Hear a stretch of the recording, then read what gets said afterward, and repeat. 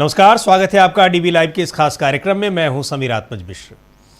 Iran में जंग के हालात बनते हुए फिर से दिखाई पड़ रहे हैं। अमेरिका के राष्ट्रपति डोनाल्ड ट्रंप घर में चाहे जितना घिरे हुए हों, दुनिया भर में उनके ऊपर उनसे पूरी दुनिया चाहे जितना हाथ खींच ले रही हो, लेकिन ईरान के खिलाफ जंग छेड़ने को बेताब दिखाई पड़ रहे हैं वो लगातार। लेकिन ईरान ने जिस तरह की चेतावनी दी है कि यहाँ पर पहले जो लड़ाई हुई है उससे भी कहीं ज़्यादा तेज हमला किया जाएगा। इन सब के बीच ना तो हॉर्मुज की नाकेबंदी करने को ट्रंप तैयार है और ना ही हॉर्मुज स्ट्रेट को खोलने के लिए ईरान तैयार है। तेल की कीमतें आसमान छूती जा रही हैं, कहां तक पहुंचेंगी कुछ पता नहीं है।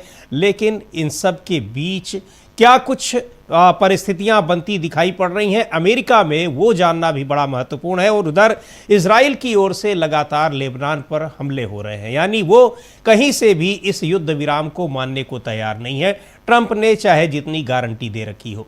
तो आखिर क्या वास्तव में फिर से ये युद्ध छिड़ेगा? डोनाल्ड ट्रंप के खिलाफ जिस तरीके से संसद से लेकर और सड़क तक अमेरिका में एक माहौल बन रहा है, इस युद्ध को लेकर उनको कोसा जा रहा है, क्या उसका असर दिखाई पड़ेगा? जनमत के आगे ट्रंप को झुकना पड़ेगा या फिर वो ईरान के खिलाफ फिर से लड़ाई छेड़ेंगे? इन तमाम मुद्दों पर बात करने के लिए हमारे साथ राजनीतिक विश्लेषक प्रोफेसर अखिल स्वामी जी हैं। बहुत बहुत स्वागत है प्रोफेसर अखिल स्वामी जी आपका इस कार्यक्रम में।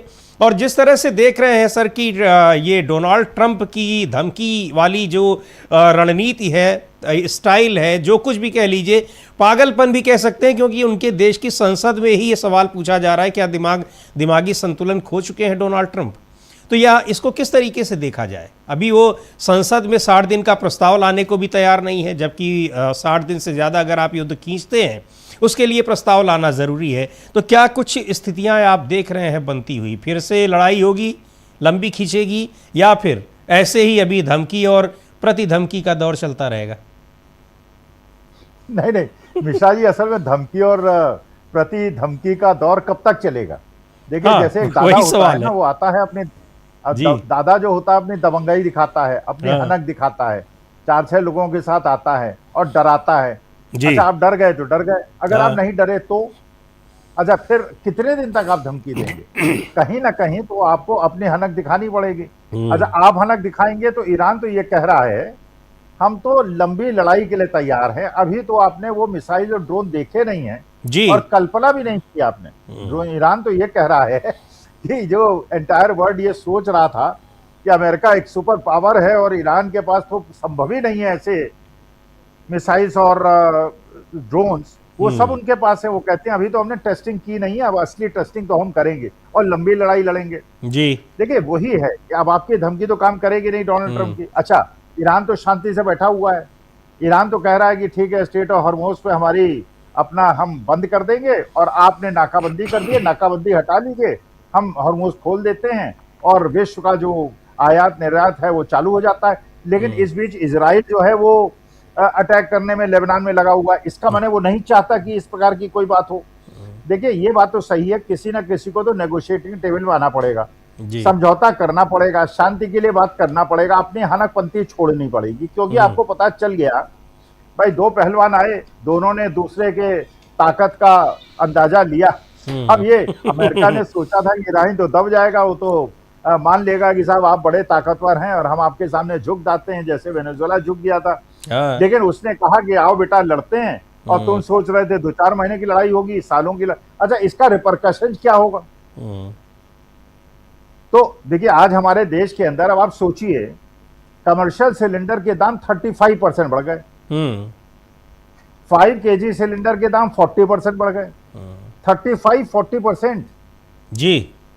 पहले सरकार ने कैसे धोखा दिया हमारे देश के गरीब लोगों को? देखिए, हर चीज हर जगह धोखा है। अंडमान निकोबार के जितने जंगल हैं, 1 करोड़ पेड़ कटेंगे क्योंकि अडानी जी को जगह दे दी गई, इसीलिए वहां लोकल बॉडीज के इलेक्शन में कांग्रेस जीत गई। भाई, अब आप 1 करोड़ पेड़, मतलब जहां सुंदरता, घने जंगल, वहां के लोगों का आशियाना, वो आपने उजाड़ दिया। 1 करोड़ पेड़ कटेंगे। अच्छा, पहले आपने लोगों से कहा कि ऐसा 5 किलो का सिलेंडर ले लो, गरीब लोगों ने 5 kg का सिलेंडर ले लिया। अब उसमें 40% के दाम बढ़ा दिए पिछले 6 महीने के अंदर ये। अच्छा, फिर कहते हैं एलपीजी के जो बाकी सिलेंडर हैं उस पे हम दाम नहीं बढ़ाएंगे।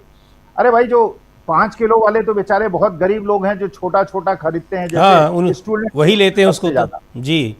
स्टूडेंट्स लेते हैं, बैचलर्स लेते हैं, उन पे सबसे ज्यादा आपने बोझ डाल दिया। बाकी जो मिडिल क्लास है, जो एलपीजी सिलेंडर लेती है, वो पाइपलाइन गैस सप्लाई भी लेती है। अच्छा, उसमें भी आपने बना दिया कि साहब अगर आपके पास एक सिलेंडर है तो आपके अगर एरिया में पाइपलाइन आ रही है तो आपको पाइपलाइन लेना पड़ेगा, इन पास गैस से लेना पड़ेगा या अडानी गैस से लेना पड़ेगा। तो जी। अडानी जी को वहां भी फायदा आपने करा दिया। देखिए, अगर अमेरिका और ट्रंप इस बात को नहीं समझते हैं तो बहुत बड़े संकट काल, बहुत बड़ी विपत्ति और बहुत बड़े विनाश काल की ओर विश्व बढ़ रहा है। और इसकी पूरी जिम्मेदारी इजराइल के ऊपर है, अमेरिका के ऊपर है और उन राष्ट्राध्यक्षों के ऊपर है जो अपना मुंह नहीं खोल रहे हैं और ट्रंप को ये नहीं समझा रहे हैं कि इस युद्ध को यहीं रोक दिया जाए, शांति प्रयास किए जाएं। जो ईरान का प्रस्ताव है कि आप नाकाबंदी बंद कीजिए, हम होर्मुज को खोल देते हैं और ये जो न्यूक्लियर एनरिचमेंट की बात है इसको छोड़ दीजिए, क्योंकि इस बात की भी बहुत बड़ी संभावना है ये जो युद्ध विराम का समय हुआ है, जो उनके पास 60% एनरिच्ड यूरेनियम है, क्योंकि उनके पास चीन भी खड़ा हुआ है, रूस भी खड़ा हुआ है, वो उसको 100% कर लें और उसके बाद जो धमकी देता है इजराइल और अमेरिका, वो धमकी देने की ताकत में ईरान भी आ जाए। तो जितनी जल्दी समझौता हो जाए उतना बेहतर वही होगा। जी। डोनाल्ड ट्रंप को अपनी जो हनकबाजी है और टशनबाजी है उसको छोड़ देना चाहिए। हाँ, अच्छा, एक चीज़ ये भी बहुत महत्वपूर्ण बात है प्रोफेसर अखिल स्वामी जी की, छोड़नी तो पड़ेगी ही हनकबाजी, लेकिन डोनाल्ड ट्रंप को हम लोग देख रहे हैं लगातार जिस तरीके से पहले वो यूरोपियन यूनियन के खिलाफ, यूनाइटेड नेशंस के खिलाफ, उसके बाद फिर पर्सनली आने लगे कीर स्टारमर, ब्रिटेन के प्रधानमंत्री, स्पेन के प्रधानमंत्री, उसके अभी उन्होंने ताज़ा तरीन जर्मनी के चांसलर को लेकर बहुत सारी बातें कही हैं। अपने देश में उनका विरोध करने वाले उनको पीट हेगसेथ कल क्या कह रहे थे कि हमको तो अभी ईरान से बड़ा दुश्मन तो हमारे ये डेमोक्रेट्स और रिपब्लिकन में बैठे हुए युद्ध विरोधी लोग हैं। अब ये सारी चीज़ें क्या बता रही हैं? डोनाल्ड ट्रंप की बहुत बड़ी मजबूरी बता रही हैं या डोनाल्ड ट्रंप की ये जिद बता रही हैं कि अपनी जिद के आगे वो कुछ भी हो जाए, दुनिया का नुकसान हो, उनके देश का नुकसान हो, कुछ भी हो, वो छोड़ेंगे नहीं? इसको किस रूप में देखें, मजबूरी या फिर जिद?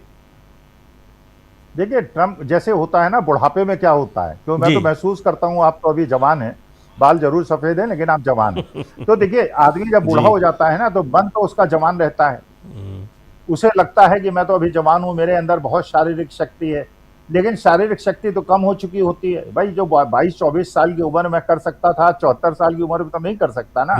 लेकिन अगर मैं भूल जाऊं कि मेरे शारीरिक जो शरीर है और मन है उसके अंदर कोऑर्डिनेशन रुक गया है, तो डोनाल्ड ट्रंप इस बात को स्वीकार ही नहीं कर पा रहे हैं जी। उनका मन इस बात को स्वीकार करने के लिए तैयार नहीं है कि बहुत बुरा फंस गए हैं और अपनी वजह से उन्होंने पूरे विश्व को फंसा दिया है। अब बताइए, स्पेन वाले क्या बात कह रहे हैं, मतलब पूरा विश्व का हर देश जिसके बारे में कल्पना नहीं की जा सकती कि अमेरिका के खिलाफ खड़ा हो जाएगा, अमेरिका के खिलाप बोलेगा, सब उनके खिलाफ खड़े हैं, तब भी वो समझने को तैयार नहीं है। तो अपने फूल्स पैराडाइज में रह रहे हैं वो। तभी तो लोग कह रहे हैं कि मानसिक संतुलन बिगड़ गया, आप सिजोफ्रेनिया आपको हो गया है, आपको लगने लगा है कि आप नॉन बायोलॉजिकल हैं, जैसे हमारे यहाँ भी कुछ लोग हैं। अरे, यहाँ परेशानी हो रही है, 40% गैस के दाम बढ़ गए, मजदूर बेचारे परेशान है, आज लेबर डे है जी। अब 12,000 रुपए, 11,000 रुपए में कोई बता दे कैसे घर का खर्चा चलता है। अच्छा, उनकी मजदूरी बढ़ नहीं रही, उनकी हर चीज की कॉस्ट बढ़ती जा रही है, अब और कॉस्ट बढ़ गई। अभी आप देखिएगा 10-5 दिन में जब ये डीजल और पेट्रोल के दाम बढ़ेंगे तो और उनकी तो वो बढ़ जाएगी, आमदनी नहीं बढ़ेगी। आज यहाँ फरीदाबाद के अंदर सेक्टर 37 के अंदर हजारों मजदूर इकट्ठा हुए, वो कहते हैं हमारी इनपुट कॉस्ट बढ़ती जा रही है, हमारे खर्चे बढ़ते जा रहे हैं, आमदनी बढ़ नहीं रही। तो ये सोचने के बजाय अब हमारे देश के जो बड़े बड़े नेता हैं उनको क्या सोचना चाहिए था जी। ये मुंह खड़ी हुई है एक परिस्थिति, बहुत भयंकर परिस्थिति आपके सामने मुंह खड़ी है, इससे कैसे निपटे? एक साहब तो चले गए कलकत्ता, 15 दिन जाके उन्होंने देहरादून ही अपनी खूंटा गाड़ दिया वहां पे कि मेरे को भी इलेक्शन जीतना है, कुछ हो जाए। अच्छा, दूसरे साहब जो है वो डमरू बजा रहे हैं, कहीं वो भभूत लगा रहे हैं, कहीं वो गंगा स्नान वो कर रहे हैं। अच्छा, लोग भी मजाक उड़ा रहे हैं वेस्ट बंगाल के अंदर। अरे, यहीं पे आप सोचिए, इतनी ज्यादा गर्मी, आप तो चलिए जर्सी इसलिए पहने हुए हैं कि आप एसी के उसमें बैठे होंगे, वरना यहाँ कलकत्ता जैसी गर्मी में वो शॉल ओढ़ के वो नौका विहार कर रहे हैं। लोग उसका भी मजाक उड़ा रहे हैं। उस बेचारे झालमुड़ी वाला पता चल रहा है वो एनएसजी कमांडो है, वो भी खबरें बाहर आ गई हैं। चलिए वो तो इलेक्शन के बाद आई, लेकिन जी। किसी को चिंता नहीं है। हाँ। डोनाल्ड ट्रंप को चिंता नहीं है अमेरिका की, डोनाल्ड ट्रंप को चिंता नहीं है विश्व की, हमारे देश के बड़े बड़े नेताओं को चिंता नहीं है भारतवर्ष की, भारत के गरीब लोगों की। वो अपनी मस्ती में है। जी, अपनी मस्ती में है, अब चिंता नहीं है, लेकिन चिंता तो करनी होगी। अब ये बड़ी हैरानी की बात है कि डोनाल्ड ट्रंप को आखिर क्या कौन सा भरोसा मिल रहा है, किस बात की वजह से। हालांकि भरोसा कम, लेकिन दबाव या जो एक प्रेशर कहें या फिर ब्लैकमेलिंग कहें, वही ज़्यादा दिखाई पड़ रही है। दबाव इसलिए हम बार बार कह रहे हैं कि यहाँ गारंटी दी थी डोनाल्ड ट्रंप ने कि लेबनान और इसराइल के बीच जो युद्ध विराम हो रहा है वो हमारी गारंटी उस पर है। वहाँ पर जो बात हम कहेंगे वो इजराइल मानेगा, कहीं नहीं मान रहा है। वो तो हमले पर हमले किए जा रहा है, वहाँ पर पचासों दर्जनों लोगों को रोज़ मार रहा है, वहाँ कोई उसकी सुनवाई नहीं है। तो इन सब के बीच में अब सवाल ये है कि इस दबाव, इस ब्लैकमेलिंग के आगे कब तक झुकते रहेंगे डोनाल्ड ट्रंप। और यहाँ तेल की कीमतें जो हैं वो कहाँ पहुँच रही हैं, $126 तक पहुँच गई हैं, आगे और पता नहीं कितनी जाएंगी।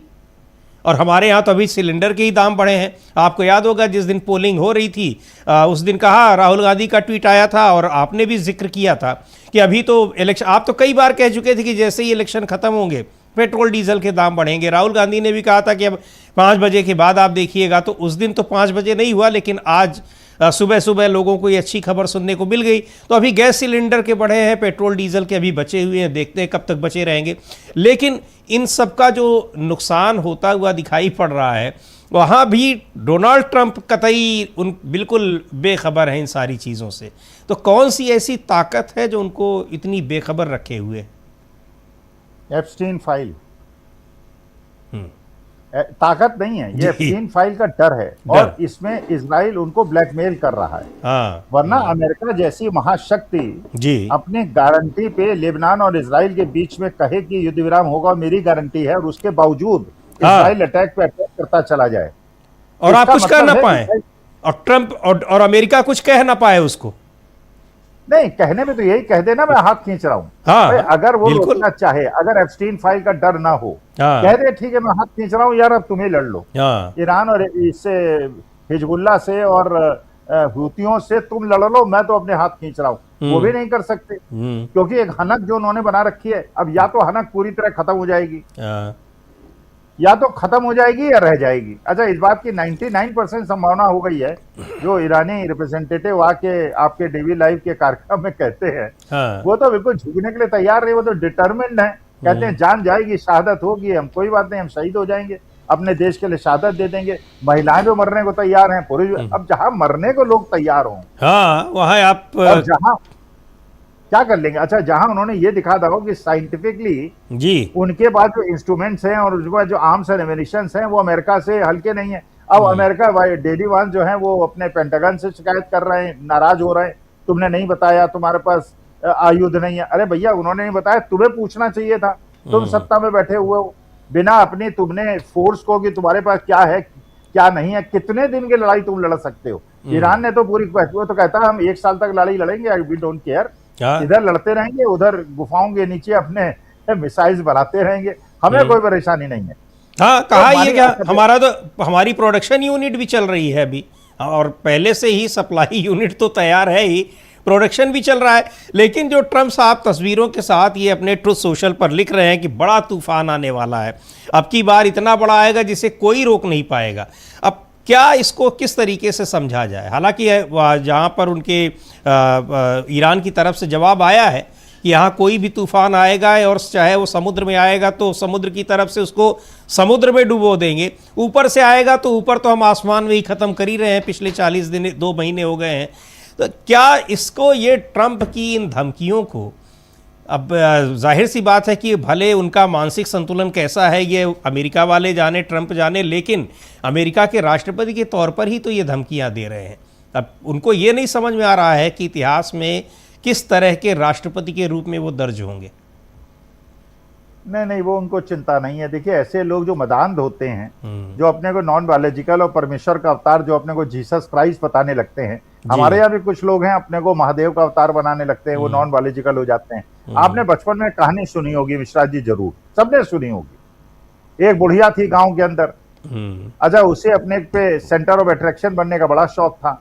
एक दिन उसने हल्ला मचा दिया, शेर आ गया, शेर आ गया, शेर आ गया। पूरे गांव के लोग लाठी वाठी लेके वहां उसके घर के सामने इकट्ठे हो गए। दादी क्या हो गया, दादी क्या हो गया। अच्छा, हो गए उन्होंने, वो फिर पता चला ये तो जुमला दे रही थी, जैसे अमित शाह साहब ने कह दिया था जुमला था। 5 दिन के बाद फिर हल्ला मचाया तो 10-15 लोग आए। तीसरी बार हल्ला मचाया, कोई नहीं आया। तो ये क्यों नहीं समझा? डोनाल्ड ट्रंप की माँ ने ये कहानी नहीं सुनाई थी क्या? उनके स्कूल में अमेरिका में कहानियां नहीं सुनाई जाती क्या? हमें तो पता है।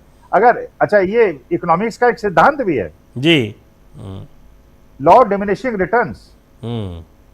भाई, लॉ ऑफ डिमिनिशिंग रिटर्न्स का मतलब ये होता है, पहला रसगुल्ला खाते हैं बहुत अच्छा लगता है, 4 रसगुल्ले खाते हैं झेल जाते हैं। अब 20 रसगुल्ले कोई खिला दे आपको कि खाना पड़ेगा, 20 खाना पड़ेगा, उल्टी होने लगेगी। लॉ ऑफ डिमिनिशिंग, आदमी चीज की वैल्यू कम होने लगती है, धमकी की भी वैल्यू कम होने लगती है। बिल्कुल, और क्या।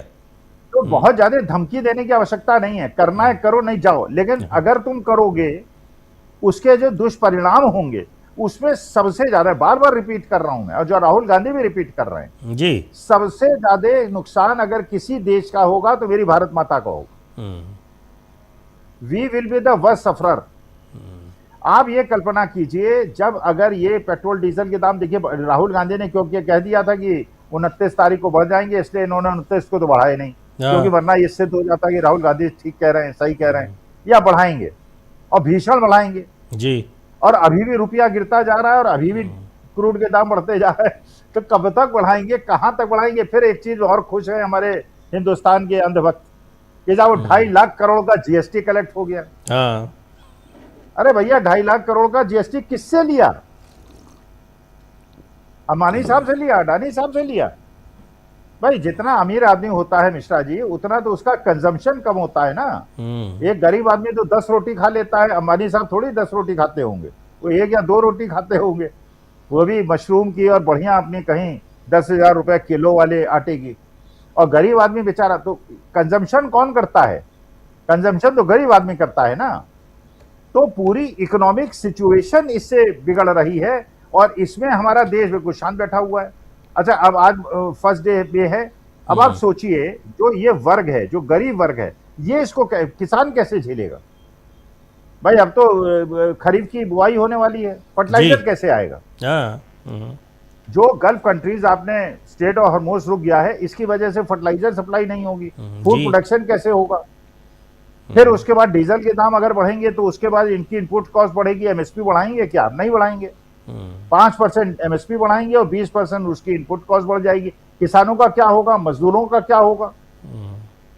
पॉलिटिशियन का तो ठीक है, ये तो अपना पुल बनाएंगे, वो पुल ढह जाएगा, पुल बनवाएंगे, उसमें कमीशन खाएंगे, अपनी फॉर्च्यूनर में घूमेंगे, ऑडी में घूमेंगे, इनको क्या अंतर पड़ता है? लेकिन देश की 90% जनसंख्या जो बेचारी हैंड टू माउथ है, उसकी स्थिति क्या होगी? गिग वर्कर्स की स्थिति क्या होगी?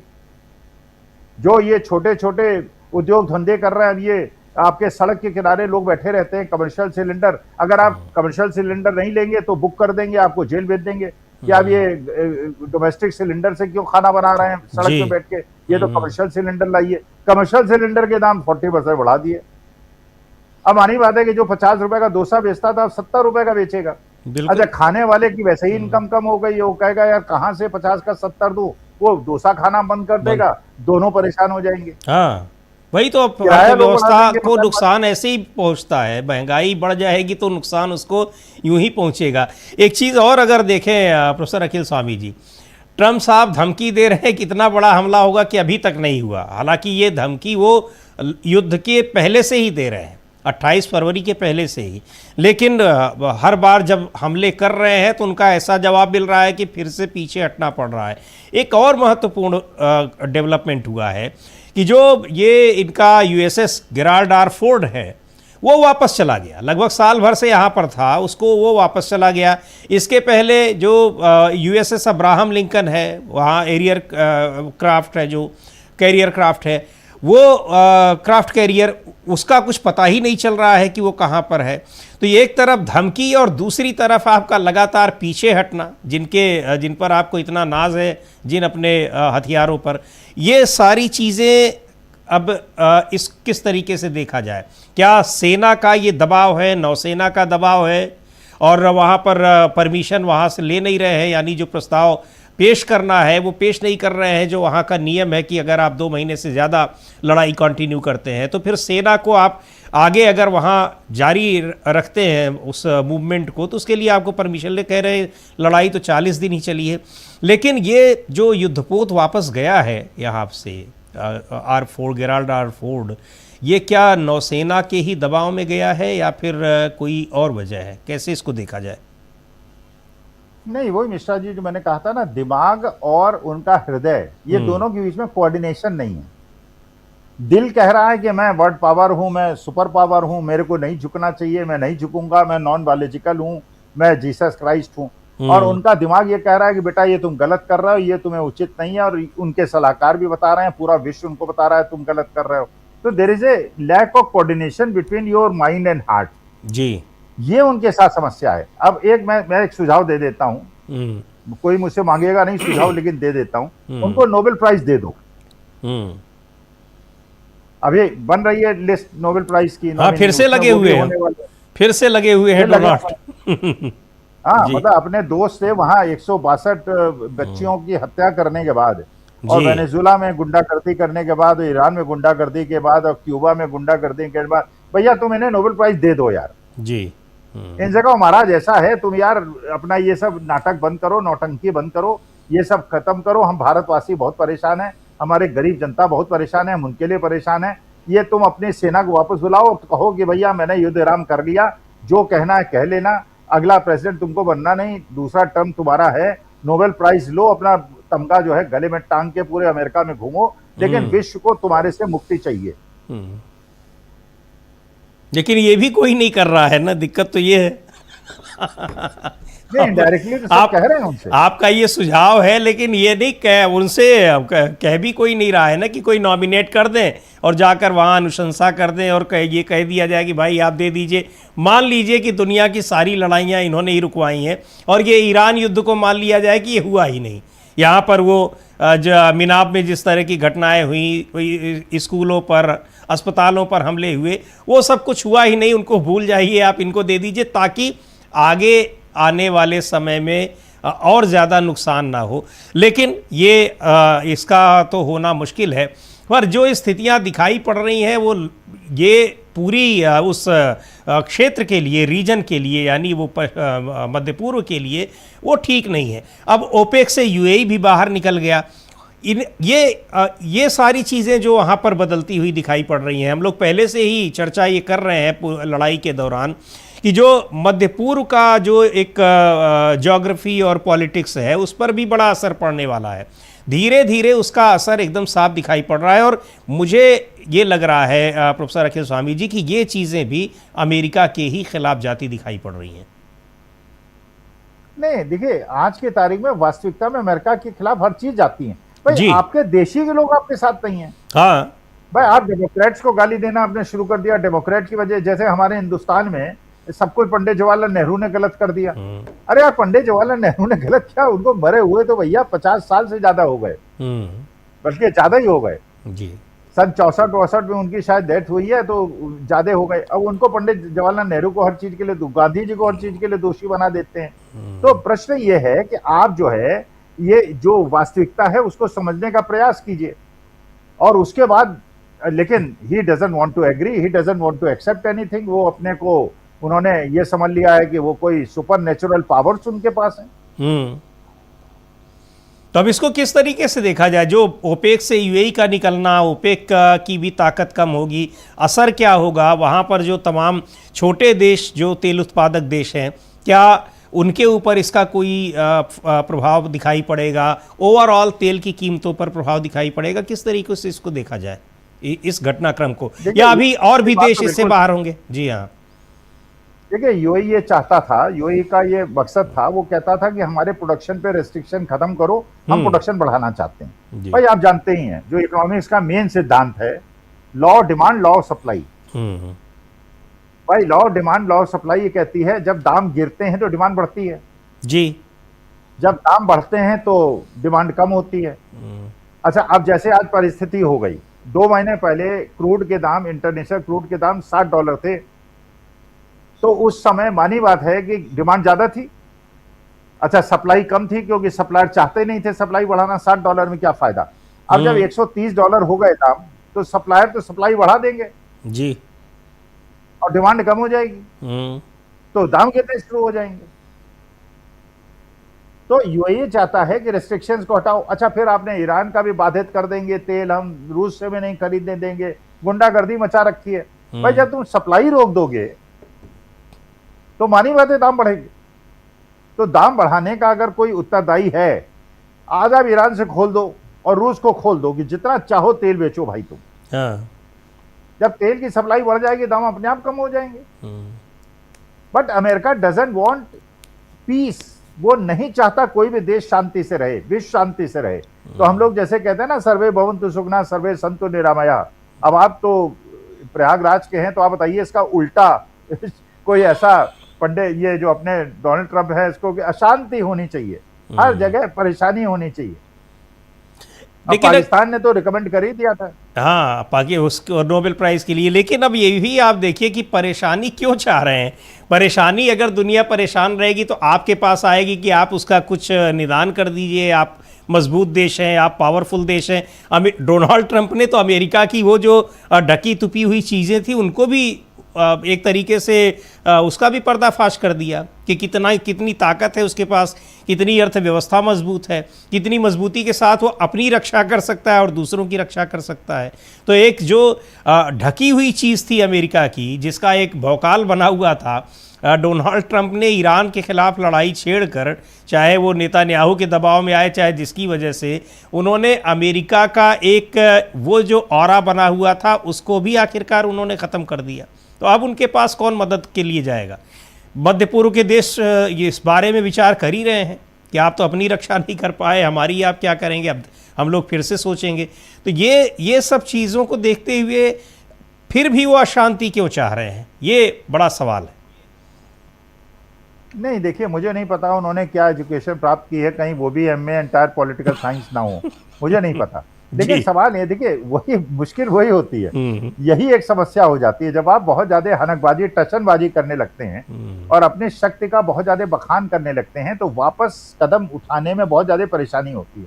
तभी हम लोग जो परसों डिस्कस कर रहे थे, भाई हमें सनातन धर्म में सिखाया क्या गया है, मैं मूर्ख खलम, मैं बिल्कुल शक्तिहीन हूं, परमेश्वर तुम ही सब कुछ हो। ये नहीं कि हम मानते हैं कि परमेश्वर हमारा कोई भला कर देगा, क्योंकि खुद ही भगवान कृष्ण ने कहा था, कर्मण्येवाधिकारस्ते मा फलेषु कर्म, मतलब मेहनत करो भाई, बिना कर्म के कुछ नहीं होगा। लेकिन यहाँ मुश्किल यह है, अगर हम सोचने लगेंगे कि हम इतने ज्यादा ताकतवर हैं और हम ही, और अहंकार हमारे सिर के ऊपर बोलने लगेगा, तो हमारा मस्तिष्क स्वीकार कैसे करेगा कि हम हार गए हैं। अब वो हार तो गए हैं, उनका डंका फट चुका है, जैसे हमारे गुरुजी का भी डंका फट चुका है, उनका भी डंका फट चुका है। लेकिन अपने देशवासियों को कैसे एक्सेप्ट करा दें, मेक अमेरिका ग्रेट अगेन वालों को कैसे बता दें कि मेरा डंका फट गया है। तो अभी भी वो अपना एक तमगा लेके घूम रहे हैं कि मैं विश्व गुरु हूँ। एक 2-3 विश्व गुरु हो गए हैं आजकल, वहां भी एक विश्व गुरु हैं, वो भी कहते हैं कि मैं युद्ध विराम करा देता हूँ, भारत और पाकिस्तान के बीच में मैंने युद्ध विराम कराया, मैं रूस और यूक्रेन के बीच में युद्ध विराम करा दूंगा। और उसी चक्रव्यूह में फंस गया, वो पुतिन को फोन कर रहे हैं कि यार मेरे से तो नहीं हो पा रहा, महाराज तुम ही कर दो। बिल्कुल। और उधर जो नहीं उनके इस अभियान में साथ दे रहा है उसको गालियां दे रहे हैं। उधर अब आजकल जर्मनी के चांसलर के खिलाफ काफ़ी नाराज़ हो गए हैं, उनको लेकर भी कि आप हमको ज्ञान मत दीजिए। जो भी उनको कह रहा है कि भाई आप बेमतलब की लड़ाई में क्यों अपने को उलझाए हुए हैं, अपने देश को भी, दुनिया को भी, उसके खिलाफ वो चले जा रहे हैं। अब पुतिन से उनको क्या जवाब मिला, पुतिन ने भी यही कहा कि भाई आप क्यों हमें उसमें ईरान के खिलाफ आपने लड़ाई छेड़ी है, तो गलती तो आप लोगों की है, तो आप ही को लड़ाई को ख़त्म करने के लिए भी आगे बढ़ना पड़ेगा, आप बढ़िए उसके लिए। चारों तरफ से मात खा रहे हैं। लेकिन अब वही जो आपने कहा, बहुत अच्छी बात कि वो ना तो इधर जा पा रहे हैं ना उधर जा पा रहे हैं, लड़ाई छोड़ भी नहीं पा रहे हैं और लड़ाई से हाथ भी नहीं खींच पा रहे हैं, लड़ाई में आगे जाने की और हिम्मत भी नहीं पड़ रही है, क्योंकि ताकत भी कम है, अर्थव्यवस्था को भी बड़ा नुकसान हुआ है। 25 अरब डॉलर हर दिन का नुकसान हुआ है, ये वहाँ की रिपोर्ट बता रही है। बहुत सारे सवाल हैं, लेकिन आशंका तो बनी ही है कि लड़ाई फिर शुरू हो जाएगी। लड़ाई शुरू हो जाएगी तो फिर बहुत सारी समस्याएं जो 40 दिन तक पूरी दुनिया ने झेली थी, वो समस्याएं फिर आगे खड़ी हो जाएंगी। इसीलिए हम लोग भी बार बार ये चर्चा कर रहे हैं और कोशिश यही है, हमारी भी चाहत यही है कि लड़ाई रुके, हमेशा के लिए रुके, दोनों के बीच में कोई समझौता हो जाए। तो देखते हैं क्या कुछ होता है। बहुत बहुत शुक्रिया प्रोफेसर अखिल स्वामी मिश्रा जी, एक मैं निवेदन करना चाहता हूं आपके कार्यक्रम के माध्यम से भारत सरकार से और माननीय मोदी जी से। जी, हमारे देश के गरीबों की सुने, मजदूरों की चाहे अकुशल हो या जैसा भी हो, उसकी इनकम कम से कम 25,000 रुपए महीना होनी चाहिए। उसके किराए बढ़ते जा रहे हैं, उसके खर्चे बढ़ते जा रहे हैं, उसकी आमदनी नहीं बढ़ रही है। तो ये जो अमीरों को सारा कॉर्पोरेट टैक्स का फायदा दे देते हैं शेयर मार्केट को उठाने के लिए, वो कम करिए, कॉर्पोरेट टैक्स को बढ़ाइए और जीएसटी को कम कीजिए और गरीब लोगों को फायदा पहुंचाइए। वरना हमारे देश का गरीब टूट जाएगा और गरीब अगर हमारे देश का टूट गया तो भारत को बहुत ज्यादा नुकसान होगा। इसलिए गरीबों की आवाज को सुनना चाहिए। सारा का सारा जो प्रेशर है उन पर ट्रांसफर करके ये बिल्कुल आंख मूंद लेना अनुचित है और माननीय मोदी जी को इस पर ध्यान देना चाहिए। इस प्रकार से गरीबों पे बोझ डालेंगे और इनकी इनकम नहीं बढ़ाएंगे, बहुत बड़ा क्योस हिंदुस्तान के अंदर पैदा हो जाएगा। जी बिल्कुल बिल्कुल, बहुत सही सुझाव है और बहुत ज़रूरी सुझाव है आपका। आप देखते हैं कि ये तो ट्रंप तक पहुंचना भी नहीं है, हमारे देश के प्रधानमंत्री तक पहुंचना है। उन तक पहुंच पाता है कि नहीं पहुंच पाता है, ये देखने वाली बात होगी। हमारा सुझाव, हमें क्रेडिट ना भी दें, लेकिन ये जो सुझाव है इसको मान लें तो ये अपने आप में बहुत बड़ी बात होगी। और मजदूर दिवस के दिन मजदूरों के लिए, जो छोटे मोटे काम में लगे हुए, उनके लिए एक बहुत बड़ी राहत होगी। तो देखते हैं कि क्या इस सुझाव उन तक पहुंचता है और इस पर अमल करते हैं या नहीं, या केवल राहुल गांधी के ही सुझाव पर अमल करते हैं। ये भी बड़ा महत्वपूर्ण, क्योंकि राहुल गांधी कुछ भी कह देते हैं तो वो हम लोग देखते हैं कि वो अमल में आ जाता है। 2-4-6-10 दिन बाद ही आ जाएगा, 2-4 महीने बाद ही आ जाएगा। लेकिन पिछले काफ़ी दिनों से हम लोग, खासकर 2024 के लोकसभा चुनाव के बाद लगातार ये देख रहे हैं कि वो जो मुद्दा उठा देते हैं, जो बात कह देते हैं, वो चीज़ें हो जाती हैं। तो अगर ये बात भी, ये सुझाव भी प्रधानमंत्री तक पहुंच जाता है और उसको मान लेते हैं, तो ये बड़ी संख्या में जो मजदूर हैं, जो एक अनऑर्गेनाइज्ड सेक्टर्स के लोग हैं, उनके लिए एक बड़ी राहत होगी। तो देखते हैं। अब बहुत बहुत शुक्रिया प्रोफेसर अखिल स्वामी जी, बातचीत के लिए भी और इतने बेहतरीन सुझाव के लिए भी। जाहिर सी बात है कि प्रधानमंत्री जी मांग लेंगे तो वो भी आपके प्रति काफ़ी सद्भाव जताएंगे और वो भी शुक्रिया कहेंगे। मुझे नहीं चाहिए भैया, लेकिन हाँ, ज़रूरत नहीं है, बस वो उसको क्रेडिट देने की ज़रूरत नहीं है, बस उसको मान लें। ये भी अपने आप में बहुत बड़ी उपलब्धि होगी और बहुत ज़रूरी एक कदम होगा उन तमाम श्रमिकों के लिए। तो धन्यवाद, और इस कार्यक्रम को अब यहीं समाप्त करते हैं। मुझे दीजिए इजाज़त। नमस्कार।